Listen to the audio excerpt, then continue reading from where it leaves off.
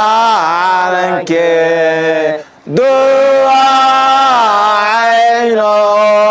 xulka qaranka daa'irta Soomaaliya ee ku sugan dalka Ethiopia ayaa si wanaagsan ugu diyaar garoobay ka qaybgalka ciyaaraha qaaradda Afrika ee AFCON 17 waxaana xiriirka Soomaaliya kubadda cagta uu dadaal badan ku bixiyay dhameystirka wax kasta ay u baahan yihiin xidigaha xulka qaranka. arba ina u mahadnaqo gudoomiyaha xiriirka Soomaaliya kubadda cagta علي عبد محمد علي الشيني oo dhigiisa Algeria maartay kala shirgareeyay in qarankeena Soomaaliya iyo maamulka wafdiga oo dhan ee Algeria si tagaan ka hor inta waqtiga aan la qorsheynin sidaas awgeed sababaha aan u daahnay hadda Algeria mar hore ay diyaar ahayd gudoomiyaha iyo dhigiisa way ka wada dhameysteen inuu na hosting gareeyo martigelin oo noo sameeyo oo si bilaash ah kuma sanya gudoomiyaha laakiin sababaha aan meesha u joogno waxay tahay in oxygen la qabsado ciyaartooydeena ee u imaadaan sida hore u sheegay halkan MRI gooda loo saxo ka hor inta aan la marin 5 maalmood ka hor tartanka ayaa kaaf marsi doonta MRI-gana maartay dhibaatooyinka ka yimid waxa kamid ah xataa haddii wajiga labaad xataa lagu helo ciyaartooy waa la sii dabageli karaa. Cabdiraxmaan Maxamed Geeli Sandool oo ka mid ah wafdiga xulka ayaa sheegay in madaxa xiriirka Soomaaliya kubadda cagta ay dadaal badan ku bixiyeen dhiirigelinta iyo horumarinta xidigaha daa'irta Soomaaliya. talada ugu qaarsan Ethiopia degan yihiin magaalada meesha ugu qurxoon ay ka degan yihiin townka ay ka degan yihiin cuntadana kulli Ramadaan la soo jiraa cuntada ismariin oo kulli laakiin raashin waa raashinkan waxa aan ka sheegno oo dhiba ma jiraan run ahaantii aad iyo aad u dadaalkooda u sareeya ciyaartooyda timida ciyaartooyda talent leh oo farsamo fiican oo tayadooda aad u sareysa way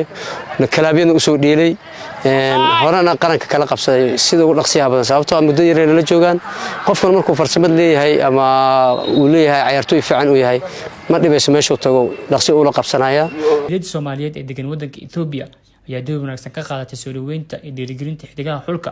waxaana Maxamed Ciire oo ah madaxa wafdiga xulka uu si qaas ugu mahad celiyay ambassador Maxamed Cabdiraxmaan Cumar iyo Cabdirasaaq Xasan Maxamed oo door wacan ka ciyaaray fududeynta iyo soo dhaweynta xulka. Maxamed Cabdiraxmaan Engineer Yarisow iyo Cabdirasaaq Xasan Maxamed oo ka tirsan injineerkuna wuxuu ka tirsan yahay safaaradda Soomaaliya.